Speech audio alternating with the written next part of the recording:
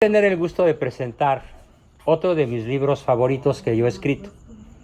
Claro, reconozco que lo he escrito con base en grandes historiadores que me antecedieron y que fueron mis maestros desde mi más tierna niñez. Ante todo, basándome en las enseñanzas que me dio mi padre. Un historiador excepcional por su cultura, su valentía y el papel político tan valeroso que jugó en toda su vida, desde los 18 años hasta que murió, a los 90. Y gracias también a grandes personajes que en mi adolescencia o en mi juventud fueron mis amigos, como don José Vasconcelos, el maestro de América.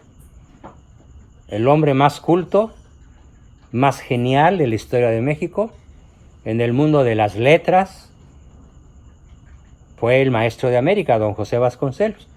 Pues yo convivía con él varios años, todas las tardes, corrigiendo sus libros. Ahí aprendí sobre Cortés, ahí aprendí sobre Isabel, ahí aprendí sobre Iturbide, a quien tengo el gusto de presentarles a continuación. El libro se llama Don Agustín de Iturbide, Libertador de México. ¿Quién fue él? Pues él fue un criollo. ¿Qué es un criollo? Un criollo es un hijo de españoles nacidos en México. O sea, papá y mamá de Agustín nacidos en México. De españoles que habían nacido en España, pero que habían venido y se radicaron en la ciudad de Valladolid, que hoy se llama Morelia. Entonces Agustín ya era tercera generación y ya era más mexicano que el chile verde. Aunque propiamente no era un mestizo, porque era una persona de raza blanca, alto, delgado, ojos azules, piel blanca, medio güero, rubicundo, el típico español peninsular, pero él se consideraba mexicano. Y él sí quería, desde su más tierna niñez, él sí quería la independencia de México, porque veía que los españoles, nacidos en España, tenían a los españoles nacidos en México sojuzgados. Él sí nació en México. Él sí nació en México, Iturbide. Nació en Valladolid, hoy Morelia, lo dije. ¿Es su apellido? Iturbide es su apellido. ¿Y su nombre? Agustín de Iturbide y Aramburu, por su madre, ¿sí? O Aramburu. Entonces, Agustín desde jovencito quería la independencia de México porque él observaba que los españoles abusaban de los criollos. Eran muy crueles. Los españoles con sus propios hijos o nietos les negaban los puestos de importancia, les quitaban sus haciendas, aunque fuera ilegal, no los dejaban operar. Muy bien, Luz, muchas gracias. Tenemos la primera compradora que se animó con Iturbide. Un aplauso para ella, bravo. Muy bien. Entonces, Iturbide empieza a concebir en su mente lo que después se va a llamar el Plan de Iguala. Empieza a concebir en su mente lo que son las tres garantías que están simbolizadas en nuestra bandera tricolor nacional, el blanco, el verde y el rojo. Pero él encuentra que cuando Hidalgo se lanza a la matazón de españoles, él observa, él era militar realista. Él estaba a las órdenes del rey de España, por eso se llamaba realista. Y él observa la matazón que está haciendo Hidalgo y declara ser enemigo de Hidalgo. Y lo combate. ¿Sí? Pero ¿por qué Iturbide combate a Hidalgo? Por mexicano, por buen mexicano. Porque se da cuenta de una cosa. Se da cuenta de que al hacer Hidalgo su revolución sangrienta, España manda a México su mejor flota y su mejor ejército. Y observa que la independencia no fue comenzada en 1810, y mucho menos el 16 de septiembre. Observa que la independencia fue retrasada 11 años, porque España se armó hasta los dientes y apachurró la rebelión insurgente. Hoy la avenida Insurgentes en la Ciudad de México, que es una avenida que mide 60 kilómetros de largo, ¿sí? No se debería llamar Insurgentes. ¿Cómo se debería llamar? Iturbide. Pero Iturbide tiene uno que otro callejón por ahí. Es el único país de la tierra que no reconoce a su libertador y no solo, lo asesinó. Lo fusiló. Ahorita les digo cómo. Nomás déjenme hacerla de emoción. Nos regresamos al momento en el cual Iturbide empieza a concebir su proyecto y declárase enemigo de todos los insurgentes. Y le hace la guerra a Hidalgo, le hace la guerra a Morelos. A Morelos lo derrota en una batalla sensacionalmente bien dirigida por Iturbide con trucos militares. Y Morelos nunca volvió a levantar el pico después de la derrota que le inflige Iturbide. Si Morelos fue fusilado finalmente, fue gracias a la tremenda superioridad militar de Iturbide, que además le decían el dragón de fierro. Para que tengan una idea, digamos que estaba en Duarte, California, y en 4 horas aparecía en San Diego, a caballo. A caballo. No corriendo, obviamente, a caballo. ¿Cómo llegó? Si son 80 kilómetros. ¿Sí? O 100. Es que era incansable.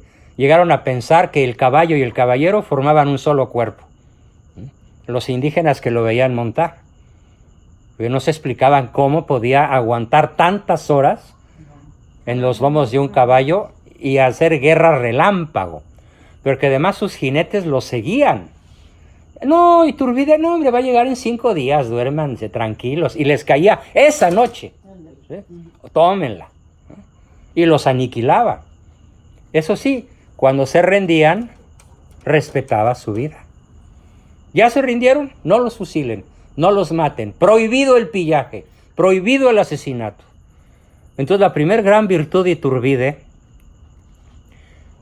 al concebir él sus proyectos, es una persona que piensa a largo plazo. Es la primera virtud que le vamos a aprender a Iturbide. Pensamiento de largo plazo. Él no pensó como Hidalgo para ahorita. Agarren todo lo que quieran y róbenselo, es de ustedes. No, él pensó para el resto de la historia de México. ¿Sí? Pensamiento geopolítico, pensamiento de estadista, pensamiento intuitivo de largo alcance. Es la primera virtud que destaca en Iturbide. Otra virtud que destaca en él es su inteligencia militar, su sangre fría, su tranquilidad, su aplomo para enfrentar a fuerzas militares muy superiores a la suya. Él llegó a tener batallas en donde el ejército insurgente era mayor en proporción de 10-1. O sea, por cada 10 soldados adversarios, él tenía 1. Y no hubo una sola derrota militar en Iturbide. Todas las batallas las ganó. Siempre. ¿Por qué? Por su astucia, su inteligencia, su perspicacia, su sentido de la prudencia, su sentido de la anticipación, su jugar ajedrez en el campo de lucha. Incansable, heroico. ¿Sí? Heroico, el dragón de fierro le llamaban. ¿Sí? Bien, ¿qué otras virtudes tenía Iturbide? Una extraordinaria nobleza. ¿Cómo es el mexicano cuando ve a alguien vencido? ¿Lo perdona y es misericordioso o hace leña del árbol caído? Hace leña del árbol caído. ¿Qué virtud le vamos a admirar a Iturbide? Que si él dejó de ser emperador, ¿saben por qué firmó la renuncia al trono? Para no volver a disparar un solo tiro contra un mexicano. Prefirió abdicar al trono que conservarlo por la fuerza militar que él tenía. No quiero guerra. Firmo la renuncia. Yo considero que fue un error, pero fue un error de buena fe. Fue un error motivado por su nobleza, por su hidalguía. Este sí es un hidalgo. No el otro que tiene el apellido. Este no se apellida Hidalgo, se apellida Iturbide, pero este sí es un hidalgo. Sí es hijo de alguien valiosísimo. Entonces, sigue la guerra y él empieza, y viene aquí otra de las grandes cualidades de Iturbide. ¿Cómo creen que él logró la unidad de todos? ¿Sí? Del clero, del ejército español, del ejército realista, de los mestizos, de los indígenas como Guerrero. Todo mundo se agrupó alrededor de Iturbide. Todo mundo lo reconoció como el jefe máximo. ¿Por la fuerza militar que él tenía? No. ¿Cuál creen que fue su máxima herramienta para lograr la independencia? Su virtud. ¿Qué virtud? ¿Cuál de todas? Su capacidad de diplomacia, su capacidad de persuasión, su capacidad de negociación, su elocuencia. Como en aquella época no había radio, ni televisión, ni internet, ni WhatsApp, ¿sí? No, todo era escrito. Escribía largas cartas, muchas de las cuales están aquí transcritas al pie de la letra, ¿sí? Y en esas cartas las mandaba en mula, en caballo, como pudiera. No había ferrocarril, por supuesto. Solo había carretas, mulas y caballos. Y tamemes que llevaban las cosas a pie, como en la época de los aztecas. Y así mandó cientos de cartas. Yo escogí las principales, escribiéndole a Guerrero, al virrey, al jefe militar, al rey de España, a otros insurgentes como Bravo, Aldama, Victoria, y buscando ¿qué? Oigan, vamos a hacer de México un gran país y unámonos todos. Vamos a unirnos todos en una gran nación que sea capaz de oponerse al Imperio del Norte, a Estados Unidos. ¿Sí? Y hubiera podido México oponerse a Estados Unidos y ganarle cualquier batalla si Iturbide hubiera logrado su sueño. Bueno, logró convencer a todos. Todos se unificaron en torno a Iturbide y dijeron, todos. Bueno, hasta el virrey que vino de España estuvo de acuerdo en firmar la independencia. No crean que Iturbide tomó prisionero al virrey de España. El virrey de España llegó por Veracruz, llegó hasta Córdoba y se encontró ahí una carta de Iturbide. E Iturbide lo invita a ser noble y generoso con la patria mexicana y a firmar el acta de independencia. La carta de Iturbide para el virrey O'Donoghue es tan fabulosa, tan convincente, que O'Donoghue dijo, firmo. Y se quedó en Córdoba, donde se firmaron los famosísimos tratados de Córdoba, el 26 de agosto de 1821, antes del 21 de septiembre, del 27 de septiembre, perdón, se firmaron los tratados en Córdoba, Veracruz. ¿Quién firmó por parte de España? ¿Un prisionero metido en una torre y torturado? No, un virrey que venía con todo su séquito y al frente de su ejército. ¿Y qué creen que hizo el ejército español? Que estaba de españoles, que estaba con O'Donoghue. Se pasó al ejército de Iturbide y formaron un solo ejército, el famosísimo ejército trigarante, que en aquella época logró llegar a tener hasta 40,000 soldados perfectamente armados y uniformados. Invencible. Y todos aquellos soldados, quiero que se los imaginen, había negros veracruzanos y oaxaqueños, había mulatos del altiplano, había criollos de Guanajuato o de Zacatecas o de Jalisco, había españoles de España, había sacerdotes, monjas y monjes, había intelectuales, escritores, periodistas, y todos querían solo una cosa. ¿Cuál? La patria mexicana, la independencia. Iturbide logró la independencia sin disparar un tiro y disparó miles de palabras con su pluma. Así logró Iturbide la independencia, escribiendo cartas a los que hubiera podido él perseguir, fusilar, encarcelar y torturar. ¿Qué prefirió? La paz. Eso es lo que hace grande a Iturbide. ¿Cómo hizo la independencia? La independencia de Iturbide fue un triunfo constante hacia el apretón de manos, hacia el abrazo, hacia el estoy de acuerdo, hacia el firmamos que México sea independiente de España. Y cuando el virrey firma la independencia, el rey de España reconoce la independencia de México, sin pensar en mandar fragatas, cruceros y barcos armados para decirle al virrey, eres un traidor y te regresas a España y te voy a fusilar. No, España cedió de buena voluntad que México fuera independiente. Además, el virrey traía facultades para hacer la firma. Entonces, Iturbide piensa ya en darle a México un destino, un proyecto político, un proyecto de nación.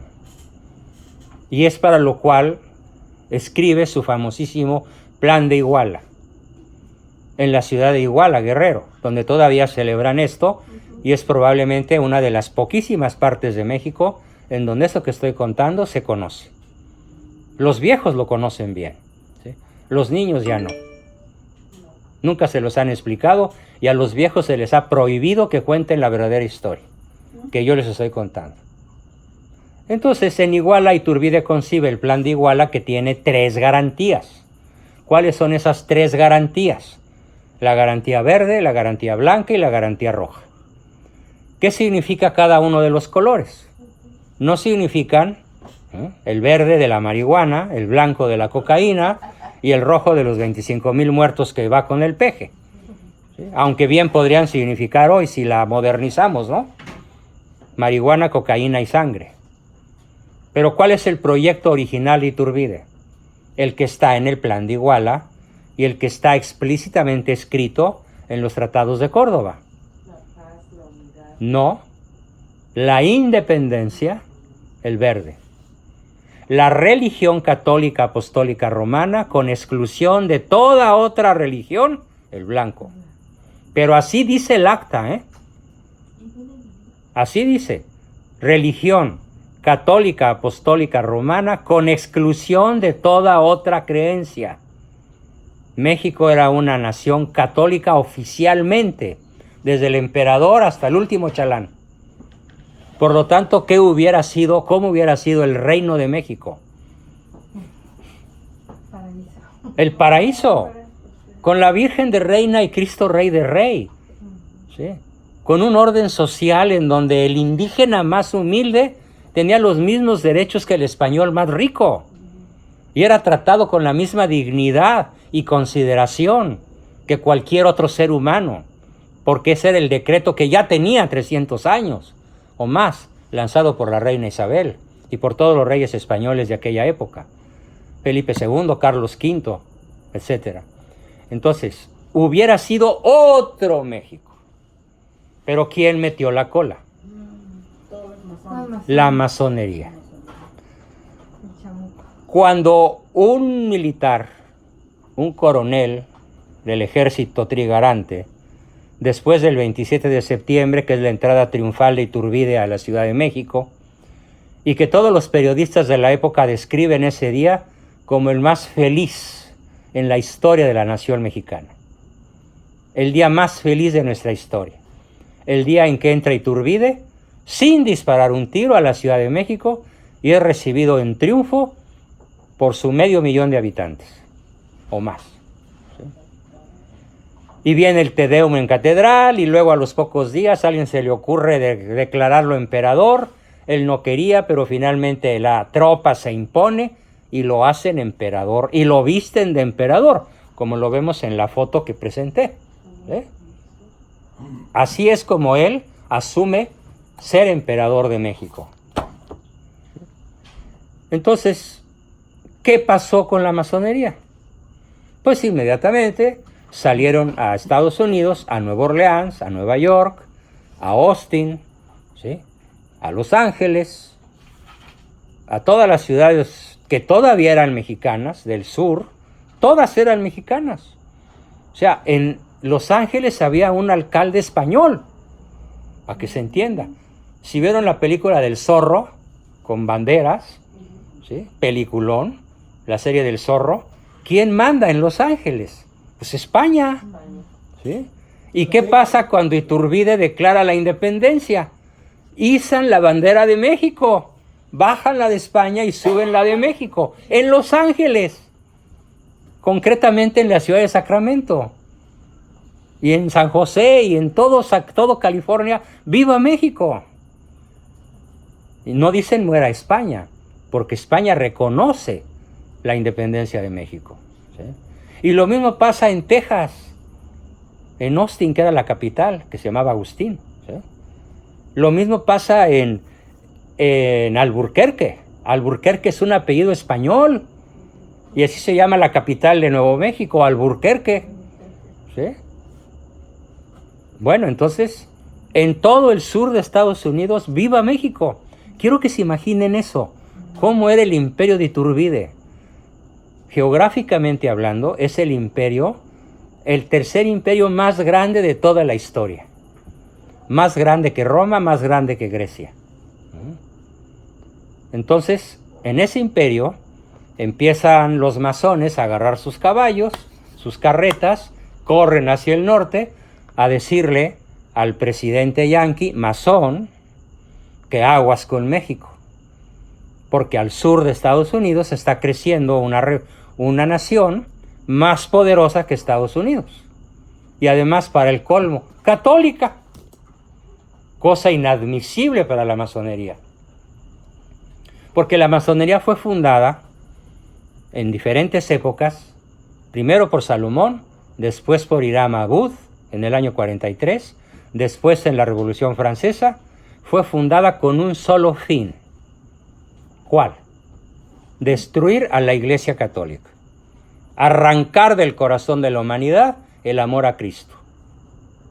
Por lo tanto, tomaron el mando de todos los gobiernos importantes del mundo. Todos los que fundaron USA fueron masones. Jefferson, Washington, todos ellos eran masones y odiaban a la Iglesia Católica, y todos ellos eran cuáqueros o protestantes, pero ninguno era católico. Entonces todos los masones norteamericanos se alían entre sí para destruir a México, y lo primero que hacen es un acto de diplomacia y mandan al Palacio de Iturbide, al Palacio Nacional de México, al Zócalo, ¿sí? Mandan a un embajador plenipotenciario. ¿Qué quiere decir plenipotenciario? Con todos los poderes máximos concedidos por el presidente yanqui para que negocie con Iturbide la cesión o la venta de todo lo que hoy es Texas, California, Nuevo México, todo el sur de Estados Unidos, como para tantearle el agua a los camotes, ¿no? A ver qué tan patriota era Iturbide. ¿Y qué creen que respondió Iturbide?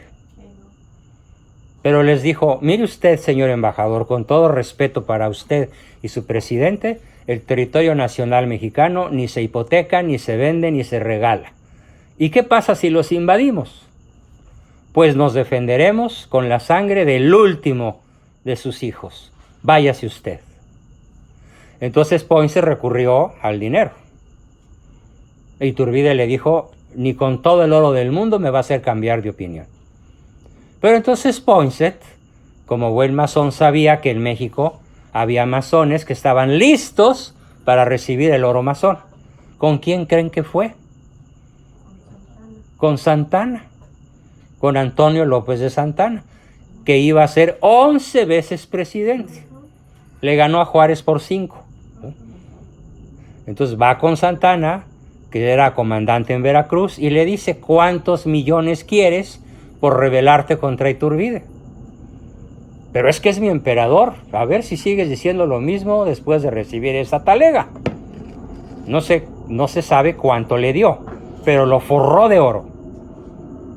Y Santana se rebeló contra Iturbide, que había sido su jefe en el ejército trigarante, se declaró en rebelión contra Iturbide, y ahí es donde Iturbide comete su único error histórico. Si yo hubiera estado ahí, en 2 días se hubiera aplastado a Santana y lo hubiera fusilado por traidor a la patria. Y hubiera puesto mi bota militar con toda mi fuerza en 5 millones de kilómetros cuadrados. Y aquí mando yo, ¿sí? Pero no porque sea yo, sino porque quiero que esta tierra sea de Cristo y María Santísima. No de la masonería, no del demonio, como hoy lo es. Y además consagrada al demonio por Pejelopostli, ¿sí? Consagrada al demonio, oficialmente. Entonces Santana se rebela, Iturbide dice no quiero pelear contigo y renuncia. ¡Qué error tan terrible! Pero no fue por debilidad ni por cobardía, fue por nobleza. Él sabía que como quien mata una mosca, hubiera podido aplastar a Santana.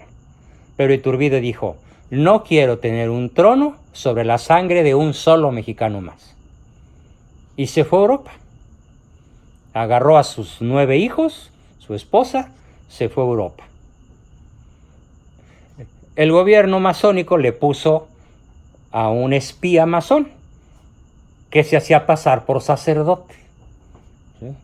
Se hacía pasar por sacerdote, pero era masón.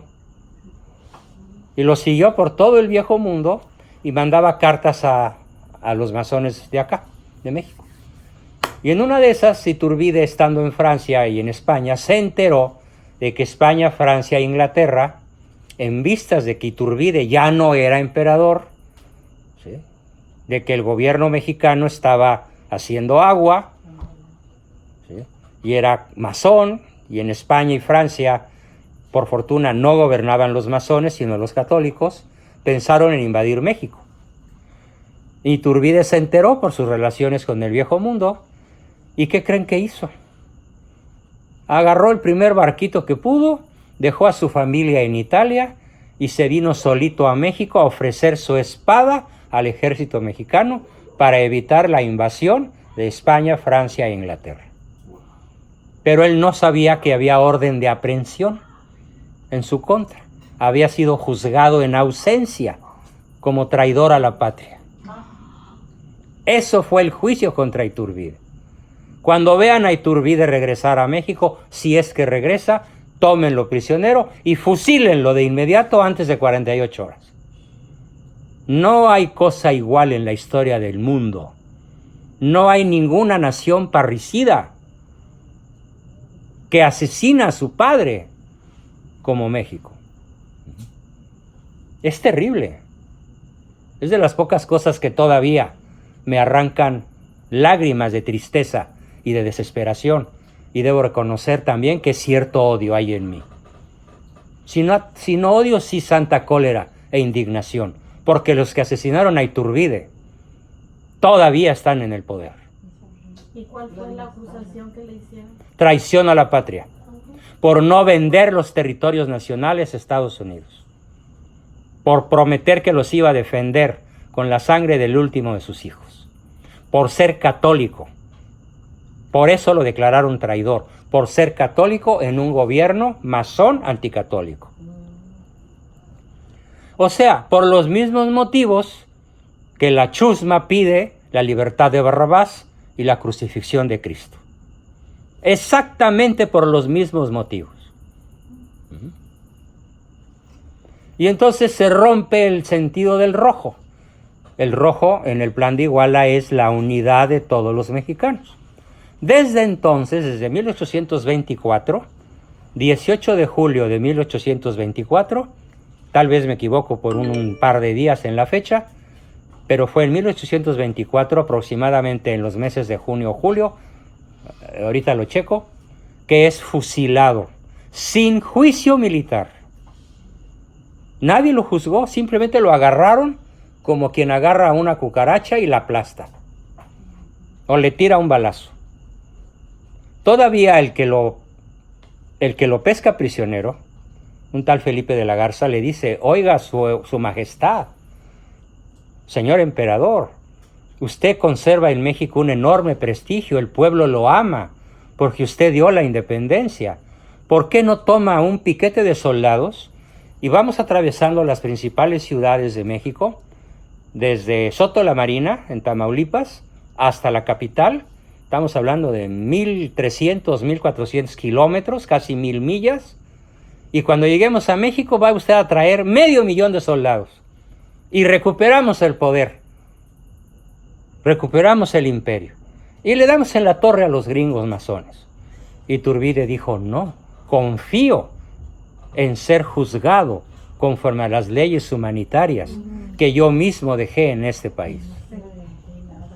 Confía todavía unas horas antes de ser fusilado. ¿Sí? Bueno, aquí no sé si decirle tonto o noble. Noble, digamos. ¿Sí? Porque León cree que todos son de su condición.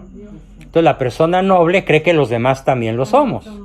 Y él no sabía que eran puros alacranes, que iban a picarlo porque esa es la naturaleza del alacrán. ¿Sí? Eran puros demonios. Ganó el demonio. Perdió México. Eran puros demonios. Puros demonios. Es lo mismo que la Virgen, también la estamos traicionando por medio de ¿Sí? los abortos. Así es. Ella se mostró ahí su Exactamente, embarazo y ahora sí. la estamos traicionando. Así es. Todo México traiciona a la Virgen, porque además hay una orden que dan muchos obispos. No ataques a los abortistas. No hables mal de los gays. ¿Sí? No hables mal de la ideología de género. Shh, calladito te ves más bonito. Yo tengo un amigo aquí en Los Ángeles, y no digo su nombre para no ventanearlo, que fue enviado a una clínica en Chicago para lavarle el cerebro porque es demasiado católico, demasiado conservador, porque está en desacuerdo con las pandillas gay impuestas desde el gobierno y está en desacuerdo con las leyes que favorecen el aborto todavía. Y lo mandaron a una clínica psiquiátrica para bajarle los humos, que no sea tan católico. ¿Sí? De verdad. ¿Pero quiénes lo mandaron? Los obispos de este país. Terrible, pero cierto. Entonces, ¿a qué se enfrentó Iturbide? A algo muy parecido en su época. Ya gobernaba el mundo la masonería, desde mucho tiempo atrás. Entonces, Iturbide es llevado a un lugar que se llama Padilla, donde le leen la declaración, la orden de ser fusilado, y él dice, pero si no me han juzgado, no me ha juzgado el ejército, no me ha juzgado el Congreso, no me ha juzgado el Estado mexicano, no me han dado un abogado, ¿dónde está el juicio? No, la orden es matarlo inmediatamente por traición a la patria. No tiene usted derecho a un abogado ni derecho a apelar. Lo vamos a matar. Entonces él pide escribir una carta. Esa carta se llama Los Papeles de Iturbide. Y esos papeles están, una copia del original, están en mi casa. No conseguí el permiso de sus descendientes para publicar la carta completa en el libro, pero sí están publicados muchos de sus párrafos, hasta donde me dieron la autorización para hacerlo. Y él comienza su discurso de despedida, ya con la boca de los fusiles enfrente, empieza a decirles, mexicanos, muero contento porque muero entre vosotros. Así, todavía. Les recomiendo que luchéis por una patria libre, como lo pide nuestro color verde. Conservad una nación cristiana, católica, ¿sí? En donde la pureza de las costumbres, el amor del esposo con la esposa y la educación de los hijos para que se ganen el cielo sea la prioridad del gobernante. Imagínense un gobernante así. ¿Sí? Compárelo con este monstruo que ahora está en Palacio Nacional. ¿Sí?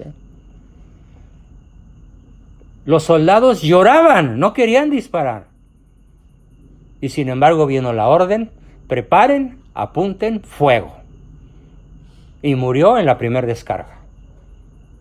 20 balas en el pecho, o sea, al mismo tiempo. No hay en la historia del mundo ningún drama tan brutal como este. Una nación en manos de la masonería que asesina a su libertador. Y lo más trágico de todo es que esta figura grandiosa de nuestro principal héroe nacional, aunque históricamente el primero fue Cortés, porque él fundó México, pero Iturbide libertó México. Cortés era español, y Cortés no iba a crear una nación independiente de España. ¿Sí? Todo México dependía de España. El Cortés que funda, el México que funda Cortés, dependía de España. Pero el México que libera a Iturbide ya no dependía de España. Y tenía el permiso de España. Entonces esta libertad fue pagada con el asesinato de su grandiosa obra diplomática, pacífica, de unificar a todas las fuerzas políticas, eclesiásticas, militares e intelectuales de su época para crear una sola gran nación en torno a una maravillosa bandera. Religión, unión, independencia, que es la nuestra. Y que en vez de pensarla y honrarla de esta manera, la estamos deshonrando todos los días. Con el verde de la marihuana, el blanco de la cocaína y la sangre de los miles de muertos que encostalados, decapitados, descabezados, encajuelados, ensangrientan todo el territorio nacional. Porque ningún mexicano que gobierne hoy cualquier región de México, así sea el más infeliz de las alcaldías más pequeñas del país, de los municipios más chiquitos, esos donde hay 500 habitantes o menos, ni siquiera en un pequeño lugar, o en un lugar medio, o en un gran municipio como el mío, Huixquilucan, o Naucalpan, nadie sabe lo que hoy he platicado. Y cuando yo digo, oye, pero pues déjame explicar, no, es muy peligroso. ¿Sí? Yo he sido declarado enemigo público número 1. ¿Sí? No me quieren. En mi propio país soy extranjero. Me siento más mexicano en Los Ángeles que en mi cantón. ¿Sí? Aquí me siento mejor acogido que en mi propio país. ¿Por qué? Porque todo mundo tiene pánico de conocer la verdad. Todo mundo tiene horror al bien, a la verdad, a la belleza, a la unidad. Todo mundo corre detrás del poder y la gloria materiales. Así les cueste la vida. Y los chavos dicen, sí, ya sé que me han de matar mañana. Y hasta que me maten de una vez. Pero ¿quién me quita lo bailado? Ese es México, el México actual. El México contrario al que Iturbide soñó.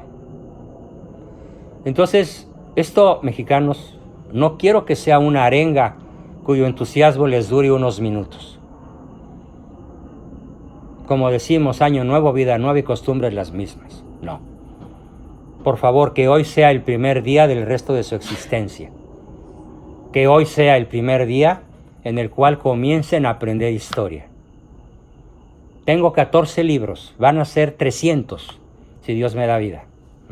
Estoy trabajando en eso, hasta 20 horas diarias, cuando es necesario.